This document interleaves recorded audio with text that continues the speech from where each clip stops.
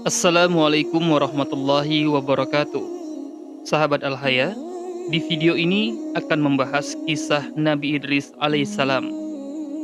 Nabi Idris alaihissalam adalah nabi utusan Allah Subhanahu wa taala yang dikenal sangat dimuliakan karena memiliki ilmu. Beliau dianugerahi banyak kepandaian oleh Allah Subhanahu wa taala. Nabi Idris alaihissalam pandai karena sangat gemar belajar sejak kecil. Allah juga menganugerahi Nabi Idris alaihissalam dengan kepandaian naik kuda serta cara berternak. Berikut kisah Nabi Idris alaihissalam.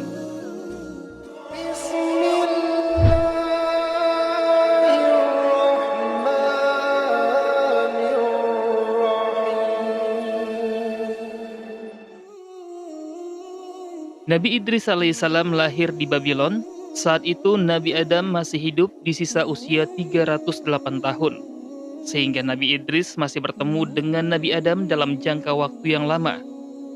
Menurut keterangan dalam Qasas Al-Anbiya karya Ibnu Katsir yang diterjemahkan Dudi Rosyadi, Nabi Idris alaihissalam adalah manusia pertama yang diberikan tanggung jawab kenabian setelah Nabi Adam alaihissalam dan Syed alaihissalam.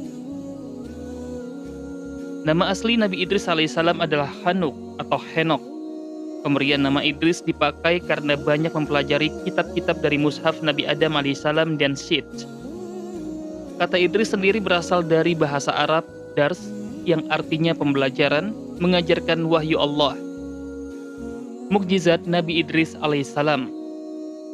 Allah memberikan mukjizat kepada Nabi Idris alaihissalam dengan kemampuan kepandaian di berbagai bidang ilmu. Nabi Idris alaihissalam adalah manusia pertama yang pandai dalam membaca dan menulis dengan kalam atau pena. Beliau juga bisa menguasai berbagai bahasa dan berbagai ilmu, seperti ilmu perbintangan, matematika, ilmu arsitektur, hingga ilmu alam. Selain membaca dan menulis, Nabi Idris alaihissalam juga dikenal sebagai orang pertama yang menjahit pakaian. Beliau mampu membuat kain, merancang, menggunting, hingga menjahit dan menjadikan pakaian. Sementara pada saat itu, manusia menggunakan kulit hewan sebagai penutup auratnya. Allah Subhanahu wa taala menurunkan 30 lembaran kitab suci ke Nabi Idris yang isinya berupa pedoman dan ajaran untuk disampaikan kepada kaumnya. Nabi Idris alaihissalam tidak pernah sombong dan sangat mencintai kebenaran. Pasalnya, hatinya dipenuhi dengan kebaikan dan kemuliaan. Kecerdasan, kepandaian, dan kegigihan serta kecintaan terhadap kebenaran Nabi Idris alaihissalam tertuang dalam Al-Quran Surat Maryam ayat 56-57. Allah berfirman, "Dan ceritakanlah, hai Muhammad, kepada mereka kisah Idris di dalam kitab Al-Quran. Sesungguhnya dia adalah seorang yang sangat mencintai kebenaran dan seorang nabi, dan kami telah mengangkatnya ke martabat yang tinggi." Walaupun dirinya seorang nabi dan rasul di sisi Allah Subhanahu wa taala, Nabi Idris senantiasa rajin beribadah, berdoa, selalu bersabar, serta selalu menghormati sesamanya. Beliau suka tertunduk, sujud, bahkan bisa menangis apabila mendengar atau dibacakan ayat-ayat Allah Subhanahu wa taala kepadanya. Dakwah Nabi Idris alaihissalam. Kaum Nabi Idris merupakan kaum Bani Qabil. Kaum tersebut merupakan keturunan Qabil yang menyembah api. Pada saat itu, Nabi Idris alaihissalam sangatlah gigih dalam memperjuangkan agama Allah Subhanahu wa taala. Beliau selalu berdakwah kepada kaumnya dengan kesabaran. Dalam perjalanan dakwahnya, Nabi Idris senantiasa mengalami berbagai rintangan. Beliau sering mendapatkan celaan dan ejekan. Namun kesabarannya itu senantiasa membuatnya selalu dalam rahmat Allah Subhanahu wa taala. Dalam seminggu Nabi Idris alaihissalam berdakwah 3 hari dan 4 harinya beliau beribadah kepada Allah Subhanahu wa taala. Selama berdakwah, Nabi Idris selalu mengajarkan ke kaumnya dengan penuh kesabaran dan semangat agar umatnya senantiasa mau mengerjakan sholat, zakat, dan puasa. Dalam Al-Quran, Surat Al-Anbiya ayat 85-86, Allah Subhanahu wa taala berfirman, "Dan ingatlah kisah Ismail, Idris, dan Zulkifli. Semua mereka termasuk orang-orang yang sabar. Kami telah memasukkan mereka ke dalam rahmat kami. Sesungguhnya mereka termasuk orang-orang yang soleh." Sejatinya Allah Subhanahu wa Ta'ala sangat mencintai hambanya yang soleh, pandai, gigih, dan juga tetap rendah hati. Oleh karena itu, Allah Subhanahu wa Ta'ala memilih Nabi Idris menjadi nabi dan rasul untuk menyampaikan ajaran kebenaran pada kaumnya. Beliau diutus oleh Allah untuk berdakwah ke wilayah Irak kuno. Namun di beberapa riwayat disebutkan bahwa Nabi Idris diutus berdakwah ke Mesir. Nabi Idris alaihissalam juga pernah mengajak umatnya untuk berhijrah ke Mesir, ke kota Memphis. Pada awalnya, umat Nabi Idris menolak ajakan tersebut.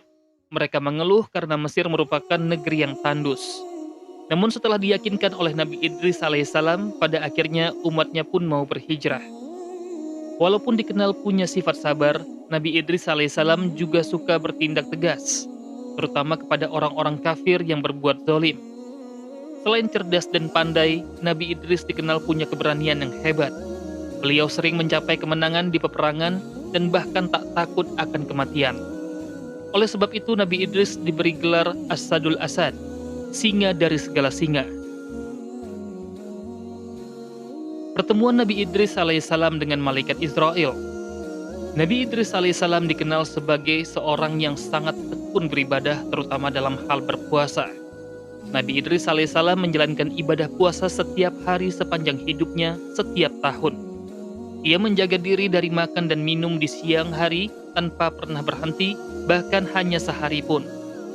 Setelah berbuka, ia melanjutkan malamnya dengan sholat hingga matahari terbit, menjadi rutinitas yang mendekatkan dirinya kepada Allah Subhanahu wa Ta'ala. Amal ibadah Nabi Idris alaihissalam yang melimpah selalu tercatat dan diangkat ke langit setiap malam. Hal ini menarik perhatian malaikat Israel yang kemudian meminta izin kepada Allah Subhanahu wa Ta'ala untuk mengunjungi Nabi Idris alaihissalam. Allah Subhanahu wa Ta'ala mengabulkan permintaan tersebut dan malaikat Israel muncul dalam wujud seorang lelaki tampan. Assalamualaikum ya Nabi Allah. Nabi Idris alaihissalam pun menjawab, Waalaikumsalam warahmatullah, tanpa menyadari identitas tamunya. Nabi Idris alaihissalam pun melayani Israel dengan baik.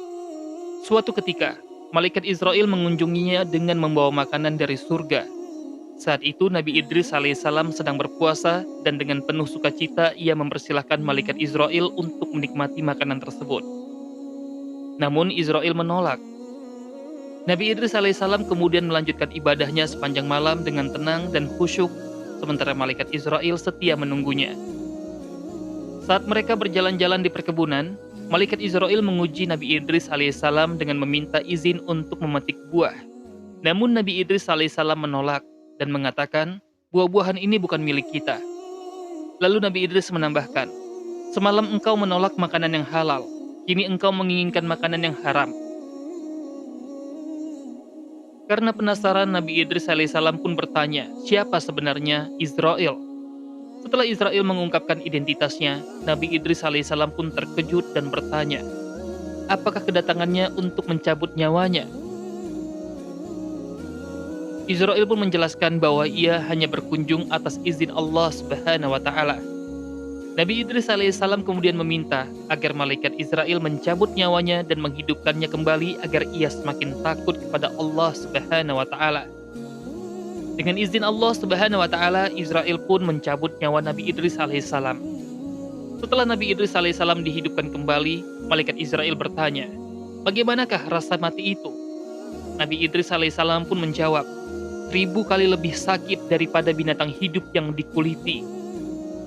Nabi Idris juga pernah meminta untuk diperlihatkan surga dan neraka. Atas izin Allah, Nabi Idris alaihissalam diberi kesempatan untuk masuk dan melihat surga dan neraka. Setelah melihat surga, Nabi Idris alaihissalam tidak ingin meninggalkan surga dan ingin menetap di sana. Berkat kesolehan serta kebaikannya, Allah pun menyetujui nyawa Nabi Idris dicabut dan mengabulkan dirinya untuk tinggal di surga dan kekal di dalamnya. Masyarakat terdahulu juga meyakini bahwa Nabi Idris alaihissalam dibawa ke surga sebelum mengalami kematian. Itu terjadi pada usia 82 tahun. Wallahu a'lam. Semoga kisah hidup Nabi Idris alaihissalam bisa jadi teladan yang bisa kita ikuti. Amin ya rabbal alamin. Demikian video ini, semoga bermanfaat. Terima kasih. Wassalamualaikum warahmatullahi wabarakatuh.